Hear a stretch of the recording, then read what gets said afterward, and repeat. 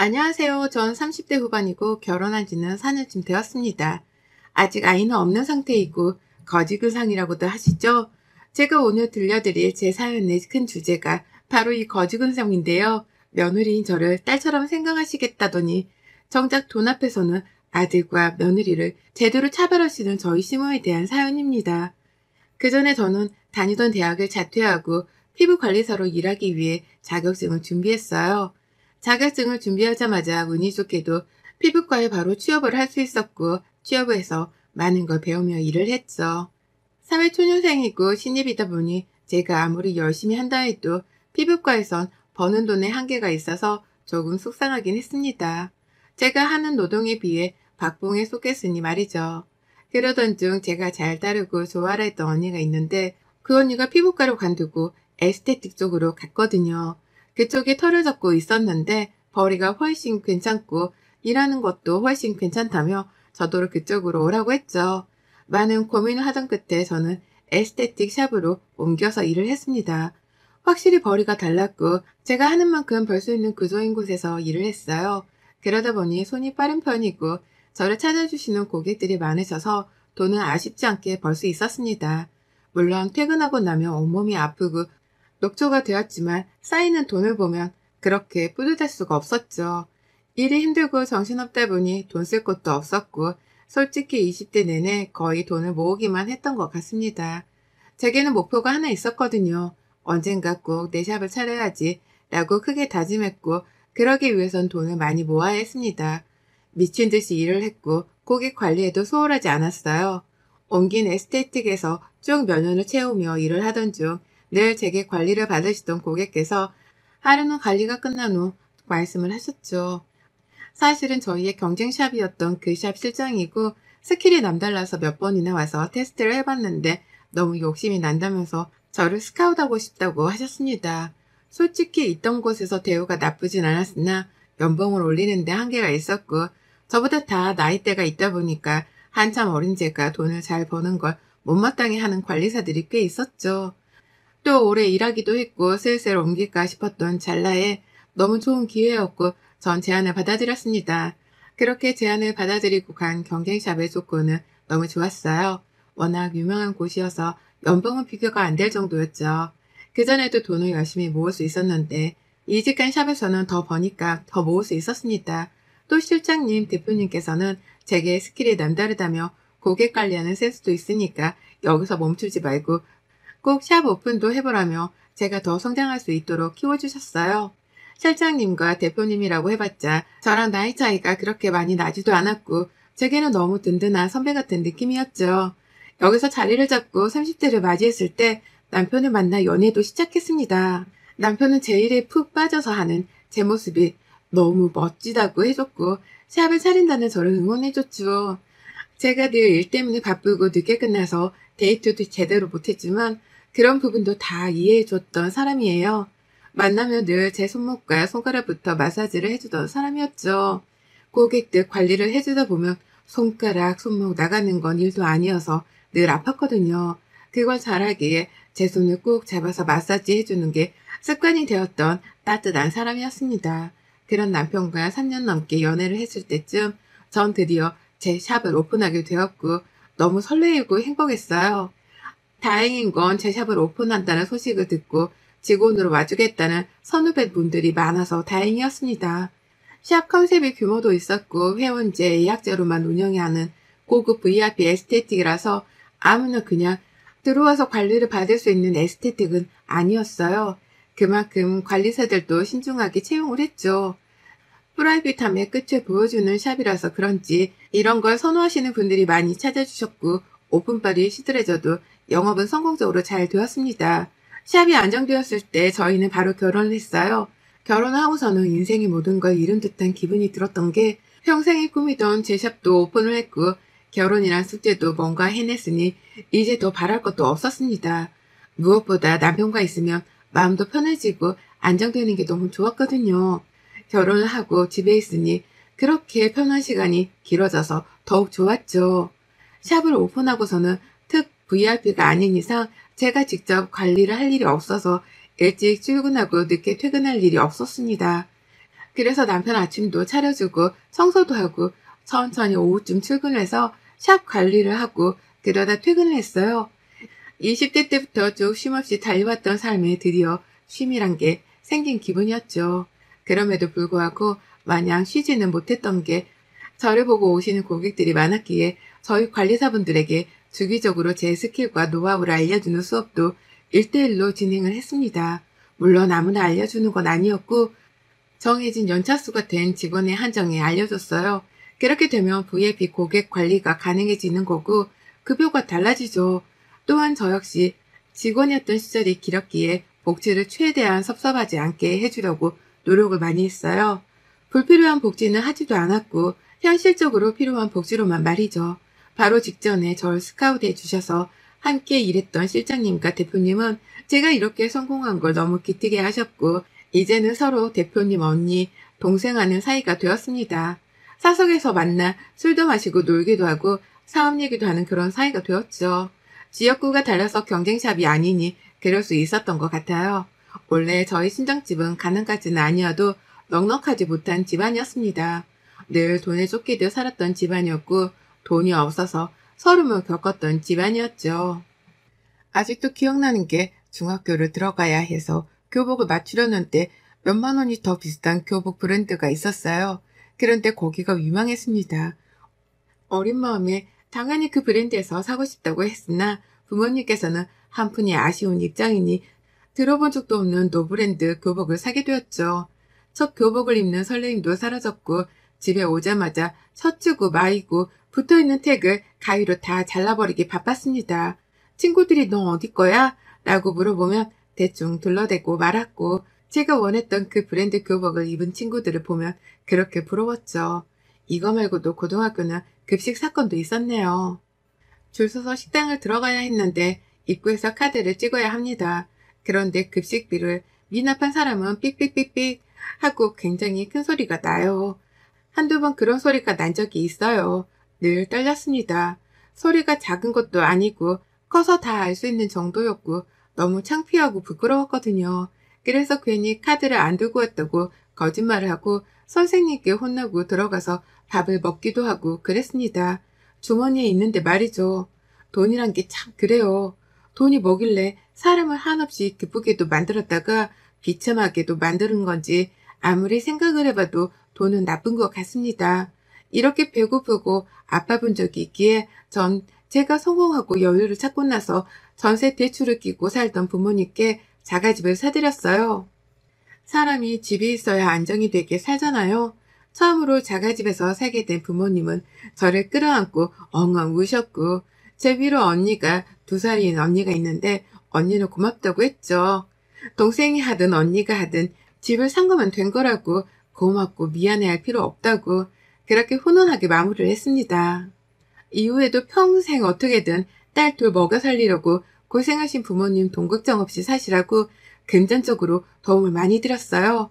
평생 할 수 있는 효도를 아쉬움 없이 다 했다고 감히 말할 수 있었죠. 그래서 저희 엄마께서는 제가 시집 간다고 했을 때 가지 말라고 엉엉 우셨습니다. 엄마, 왜 그렇게 울어? 누가 보면 딸내미 팔려가는 줄 알겠네. 아까워서 그렇지. 아까워서 내 딸을 누구 주겠어. 세상에 윤지, 너를 누굴 줘 내가. 아유, 결혼한다고 달라질 게 뭐가 있어. 너무 그러지 말어. 속상하니까. 울지 마. 아, 그래. 당신 너무 오버한다. 당신이 그렇게 울면 윤지가 마음 불편하지. 당신은 입 다물어. 아깝지도 않니? 이 똑 부러지는 애를 세상에 누굴 줘 누구를? 난 우리 윤지 그냥 혼자 떵떵거리면서 살았으면 좋겠어. 시댁 식구들 눈치도 안 보고 남편의 애기에 다 얽매여서 그렇게 힘들게 안 살고 지 잘난 맛에 그렇게 살았으면 좋겠단 말이야. 엄마, 결혼해도 그렇게 살 거야. 나 이제 대표잖아. 완전 잘났어. 엄마 딸. 그래서 완전 잘난 맛에 살 거야. 그니까 걱정 말고 울지 마. 나 진짜 속상해. 저희 엄마는 진짜 엉엉 우시면서 저더러 아까우니 시집가지 말라고 하실 정도였습니다. 솔직히 남편만 아니었으면 저 역시 시집 안 가고 비혼으로 살았을 것 같아요. 근데 그러기엔 남편이 너무 괜찮은 사람이고 절 보듬어 주는 사람이라서 놓을 수 없었죠. 저희 엄마께서 이렇게 울고불고 속상해 하신 걸 대충 눈치로 알아챈 남편은 저희 엄마께 더 잘했어요. 안 그래도 싹싹한데 더 싹싹하게 다가갔고 안부 전화도 자주 했죠. 그러니 지금은 우리 사위가 최고라는 엄마세요. 이렇게만 봤을 때 결혼 생활이 참 행복해 보이지만 역시 시댁은 시댁인 건지 시모 때문에 참 힘든 시간이 있었습니다. 저희 부부는 각자 번 돈은 각자 관리를 하고 있어요. 공동 생활비만 딱 내고 얼마 버는지도 서로 정확히 모르죠. 정확한 건 제가 훨씬 더 번다는 건데 그걸 알기에 외식하거나 할 때는 자연스럽게 제가 계산을 하거나 하거든요. 그런데 시모도 제가 돈을 잘 번다는 걸 아세요. 어느 날은 제게 이렇게 말씀을 하셨죠. 윤진이, 나다. 뭐 샵에 있니? 집이니? 저 출근 준비하고 있어요, 어머님. 그래. 나 좀 서운한 게 있어서 전화했어. 너 들어보니까 아주 효녀더라. 부모님 집도 사드리고 용돈도 드리고 차도 바꿔드리고 명품백은 기본에 아주 해드릴 수 있는 건 다 해드리더만.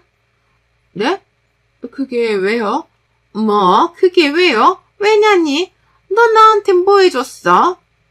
어머님, 그건 차원이 다른 문제죠. 제가 저희 친정집에 도움 줄 수 있는 걸 해준 거고 그걸 원하시면 아범이 할 문제죠. 이거 왜 저한테 그러세요?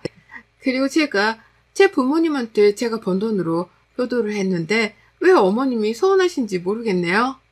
한마디를 하면 열마디를 하지.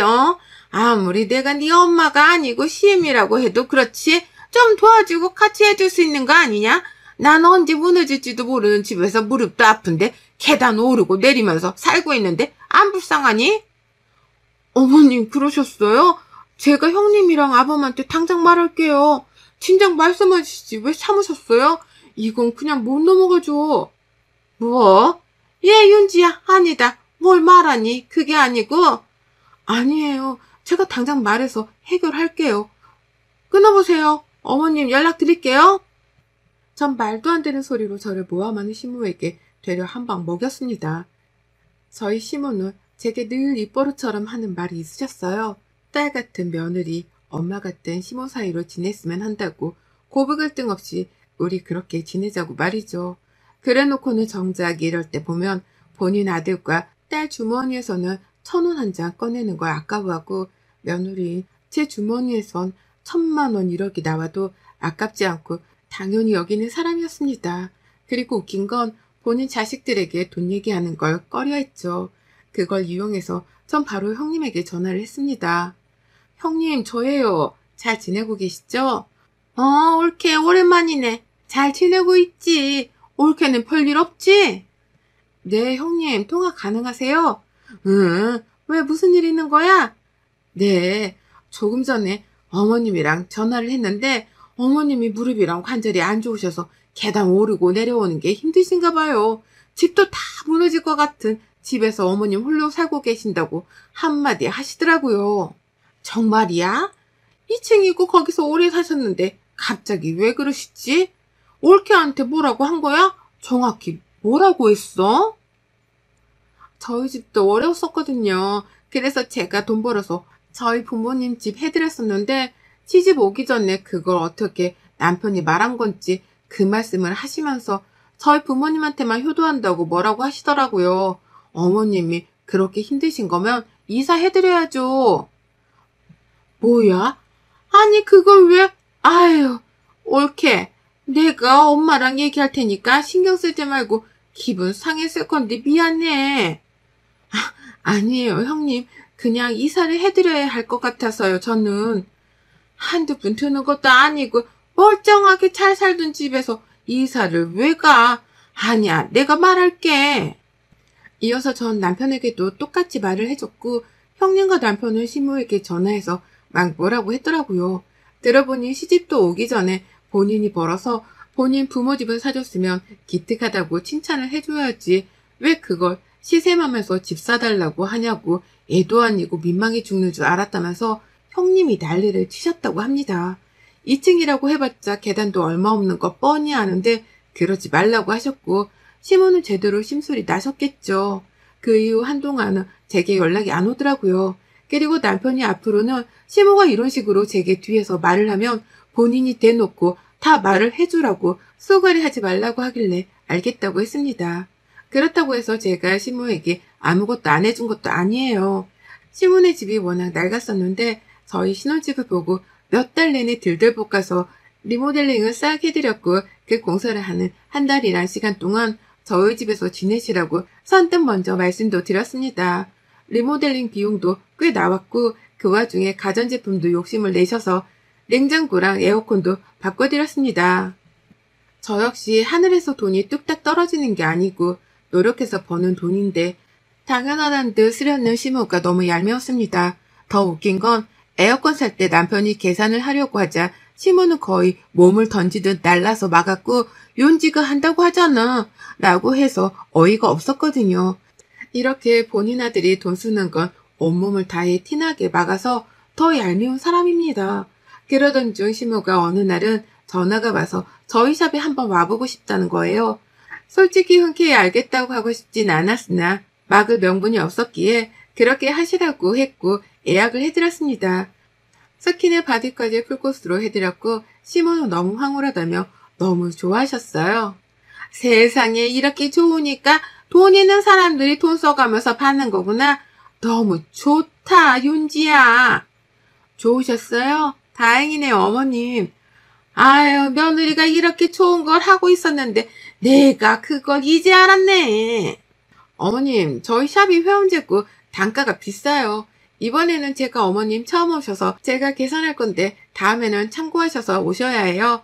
그리고 무조건 예약하고 오셔야 가능해요.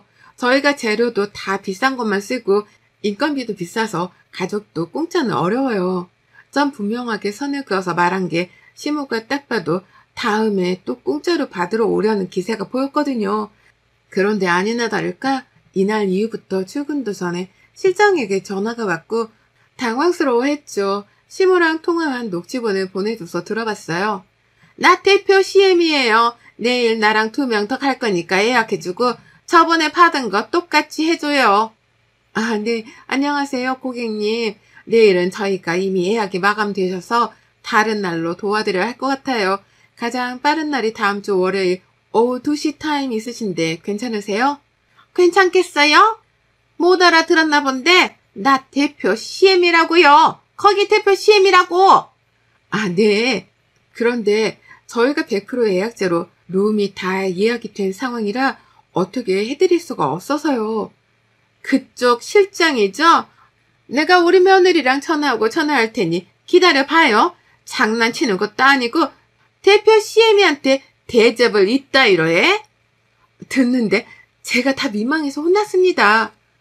아, 실장님, 제가 미안해요. 저희 어머님이 통화해보셔서 아시겠지만 대화 불가해요. 제가 전화해서 말씀드릴 테니까 신경 쓰지 말고 기분 풀어요. 미안해요. 아니에요, 대표님. 전 괜찮아요. 시모에게 전화해서 상황 설명을 했으나 그럼 마감하고 해달라며 막무가내로 난리를 치는 겁니다. 이미 사람들에게 큰 소리를 쳐놨는데 뭐라고 하냐면서 말이죠. 그래서 제가 최후의 방법으로 말했어요. 그럼 비는 룸이 하나 있긴 한데 거긴 연습할 때 쓰는 룸인데 괜찮냐고 물어보니 괜찮다는 겁니다. 그래서 그렇게 하라고 했고 예약을 해줬죠. 웃긴 건 가서 안내를 해드리고 성결제라고 했더니 또 대표 CM인데 무슨 결제냐고 하며 직원들 모두를 당황시키고 공짜라고 관리받고 가셨더라고요. 샵에서 큰 소리 내면 좋지 않기에 우선 조용히 룸으로 안내하고 다 끝낸 후 제게 전화와서 설명을 했고 전 남편에게 바로 전화해서 말했습니다. 시모에게 이미 설명도 했고 공짜는 어렵다고 선도 그었는데 저러니 더 이상 대꾸할 이유가 없었죠. 남편에게 말했고 남편이 이체를 해줬어요. 그러니 시모는 혼자도 오고 지인도 끌고 오고 아주 자주도 왔습니다. 그럴 때마다 결제 내역은 늘 남편에게 보내서 이체를 받았죠. 결국 이렇게 되면 우리 부부 주머니에서 자꾸 돈이 나가는 거니까 다시 한번 머리를 써버렸어요. 시모와 지인들이 모인 날 저도 출근해서 인사를 했죠. 지인들은 너무 예쁘다며 아가씨 같고 멋지다고 아주 칭찬들만 했고 이어 말했습니다. 세상에 며느리가 무슨 20대 같아. 관리하는 대표는 다르네. 아니 근데 매번 이 좋고 비싼 걸 공짜로 해주는데 너무 고마워서 어째요. 공짜라뇨. 저희 공짜로 절대 못한다고 어머니께 말씀드려서 아실 텐데 재료도 하나하나 다 고급이고 비싼 것만 쓰고 인건비도 장난 아니거든요. 그래서 저희 공짜 자체를 못해요. 그래서 처음엔 제가 늘 결제를 대신하다 남편이 미안하다고 그 이후부턴 본인이 결제하고 있어요. 아, 그래요? 아, 우리는 몰랐네. 계산하고 갈게요. 아우, 미안해라. 아니, 공짜니까 받으러 가자고 하길래 그런 줄 알았지. 그럴 리가요. 저희 샵이 그냥 동네 샵도 아닌데요. 결제는 그럼 앞쪽에서 도와드릴게요. 마무리 하시고요. 지인들은 산색이 되어 결제를 했고 다들 할부까지 그었죠. 시문은 아무 말도 못하고 입국 다물고 있다가 저녁에 전화가 왔더라고요.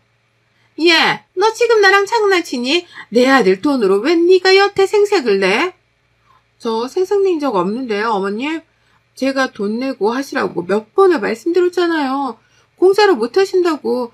애초에 관리를 받으셨으면 돈을 내셔야지. 무슨 심부로 어머님 한두 번도 아니고 저라면 며느리 가게 매출 올려주려고 한 푼이라도 더 쓸 것 같은데 어머님은 지인들까지 다 끌고 오셔서 어떻게 그러세요? 야, 너 말 다 했어? 아니요, 할 말 더 했고 들으세요. 어머님, 아들 돈은 아깝고 며느리 돈은 당연하다는 듯 쓰려고 하지 마세요. 제가 돈 버는데 보태주신 거 단 하나도 없으시잖아요. 생판 나무로 살아놓고 이제 와서 돈 쓸 때만 가족이 마냥 그러지 마세요. 저 가식적인 거 딱 싫어해요, 어머님. 저 혼자 살아도 아쉬울 거 없는 사람이거든요. 이 시간 이후로도 또 이러시면 어머님 귀한 아들 어머니 품으로 반품시킬 거니까 그렇게 아세요? 저 딱 여기까지만 참습니다. 뭐야? 어머님 귀한 아들 반품시키기 전에 아무것도 하지 마시라고요. 그 이후로 정말 시모는 찍소리도 못하고 아무것도 하지 않았어요. 심지어 명절에도 쉬라며 굳이 오지 말라고 했죠. 저희 부부끼리 잘 살면 그게 효도라나? 제가 버는 돈이 있고 어쨌든 덕분에 본인도 용돈이라는 걸 받으니 이혼하는 건 싫은 거예요. 그래서 정말이지 전날 이후로 시모는 제게 간섭이란 걸 하지 않는답니다. 여러분의 생각은 댓글로 남겨주세요. 오늘도 시청해주셔서 정말 감사합니다.